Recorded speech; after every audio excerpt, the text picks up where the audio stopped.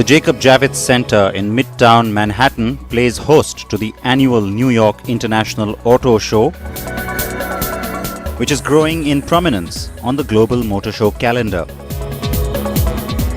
Jaguar and Land Rover had some of the most important launches yet again at a motor show. And as we showed you last week, the second generation Range Rover Sport was indeed the most significant debut at the show. We're on a journey. We're a brand in transformation, and this is storytelling. And we started with the Evoque, then the new Range Rover, and now, of course, this. And what we're doing here is we're building a family of vehicles that are absolutely relevant for today. A family of vehicles that relate to each other, that recognise their unique past in terms of their heritage, but at the same time are looking forward. They're absolutely relevant. And of course, they talk to the customers they're designed for. I mean, the Evoque was new customers, white space. Range Rover, the customers are very well established, don't change it, just make it better. But it did change a lot. But customers for this, they love the old one, but they wanted to see it move on. They're generally a younger age profile. And I would say this vehicle, it's a revolution from the predecessor in lots of respects. Both the previous generation Range Rover as well as the Range Rover Sport, there was a certain relationship between them in a sort of visual sense. What part of that did you want to hang on to in relationship terms, and what part did you want to move away from? What we wanted to do is, first of all, get much greater separation, because I think when the original Range Rover Sport came out, there may have been a bit of trepidation. It was living, I think, under the shadows of the bigger one in terms of looking quite similar. With this vehicle, it needed to create a personality of its own, and it has. I mean, when you compare the new Range Rover Sport with the new Range Rover, they are different. The new Range Rover talks to formality, it's presidential, you sit high in it, you look down, you have that sense of elevation. This vehicle is all about that sporting prowess. It sits lower, it's got a faster screen angle, you're cocooned in the vehicle, you sit in it rather than on it. And so in visual terms, they're quite different. But you can still see the family DNA. That's a very significant model, not just here in North America, but globally for you. It's a new family as well in a sense. So what kind of potential do you see for it? I guess overall we see already with the reception that this vehicle will do a very, very special job.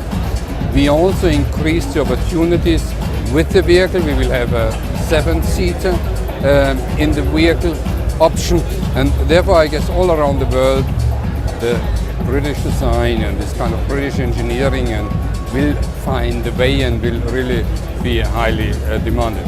In fact, the point about the configuration, 7-seater, in our market that's very important as well. So was it specifically led from some of the newer markets, this kind of demand for an option like that? No, I guess we see this kind of development all around the world, even in the industrial markets, and also, for instance, especially out of the US, but it's quite clear it also suits India, China, the emerging markets. The last time we met at Geneva, it was very soon after the policy changes in India, and I said, I know we spoke about how you want to absorb some of that.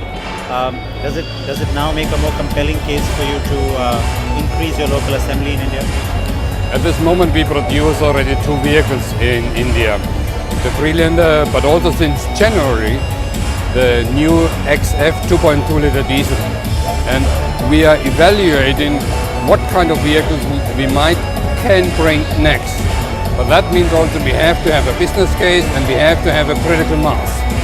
So we hope that India and the Indian economy is coming up. And with this boost, then I'm quite sure we also can introduce more vehicles. Jaguar, for its part, unveiled the most powerful iteration of its flagship sedan, the XJR, and also a limited edition XKRS GT, the fastest Jag yet. Neither of those cars is coming to India, but of course we can expect the Range Rover Sport sometime later this year. Ford had a special display to kick off the 50th anniversary of its most iconic current production car. I wanted to quickly show you something which really does get as all-American as it can, which is, of course, the Ford Mustang. Special display here, 6 cars, and you've got all the various different body styles. You've got the coupe, you've got the convertible, you've got the GT500 Shelby version as well. And it's all basically leading up to the 50th anniversary of the Mustang brand for Ford that happens next year. Ford also took the covers off its facelifted Fiesta sedan. Notice the EcoSport-like chrome front grille. No word if the facelift will come to the Indian Fiesta anytime soon. Ford Group company Lincoln showed off a rather attractive SUV concept, the MKC, and also the compact MKZ sedan. But considering Lincoln has no real interest in our market, I was fascinated by this contraption overhead, staying American and high-end. It's Cadillac next, which was debuting its new sedan. The good news is that General Motors still hasn't completely shut the door on the possibility of bringing Cadillac to our market. The bad news is I don't have a time frame on that, but it hasn't been rejected for our market because the long-term potential is still there. Now, of course, globally, Cadillac has become a lot more relevant now, hasn't it? It's not just America-centric like it used to be. And the cars are being appreciated, especially in markets in Europe as well. And over here at New York, you're seeing the debut of the all-new CTS. Let's take a closer look at it, shall we? The updated CTS competes with the Audi A6 and the BMW 5 Series.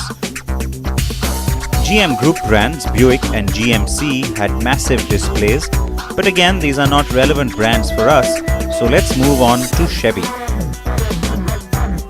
Now, there was a time, many years ago, when no Bollywood movie was complete without a Chevy Impala.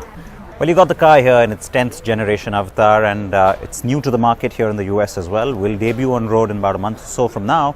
The reason I'm showing it to you is because it's a nice large sedan. In fact, it is the largest sedan that's made by Chevrolet anywhere. And the styling up front has gotten a lot more aggressive. It's very sporty, edgy. It's almost Camaro-like up front with that metalwork in the hood and, of course, the front grille. The reason, again, like I said, I'm showing it to you. What do you think of it? A large, big, luxurious sedan from a brand like Chevy? Do you think there's space for it in our market? Well, you know how to get in touch with me. Tweet me or tell me on NDTV Social just what you think. Chevy also showed off the very hot new Camaro family with updated looks and the all-new Z28 variant. The car borrows the V8 engine from the Corvette and is a new, lighter, more responsive car which revives the old Z28 nameplate. Muscle car heaven yet again, eh? And yes, it is over 500 horses under that hood. The auto show also had a special display of pickup trucks and SUVs. Look at this massive power wagon from the Dodge Ram brand.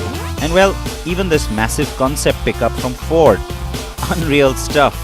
But what was really funny was that while Jeep debuted the all-new Cherokee, it was missing from its display at the stand. And then there was this Honda concept, much smaller of course. Now, we've shown you this before on the program, but the reason I want to quickly talk a little bit more about it is because it's becoming a little bit more real for us. Now, this is going to be based on the next generation of the Jazz, what's called Fit in the American market. It's the same platform off of which we're going to get the next generation City as well.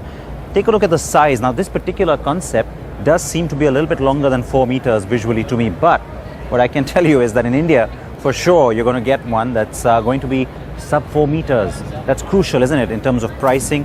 And the reason that the study is being shown once again here at New York is because it's relevant to the American market as well.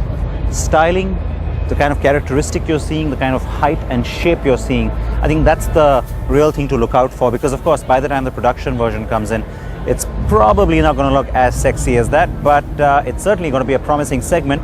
And Honda is getting into the big volumes in India now, isn't it? You got the Amaze, and very soon you're going to want even more higher volumes. And so Ford EcoSport, Duster, the next one is going to be this urban SUV concept. We don't know what they're going to call it, from Honda. Back to the main display hall now, and Hyundai showed off its massive HND9 concept car, which points to future sedan design language, while group company Kia collaborated with DC Comics for this rather quirky sportage, a special Wonder Woman edition, if you will.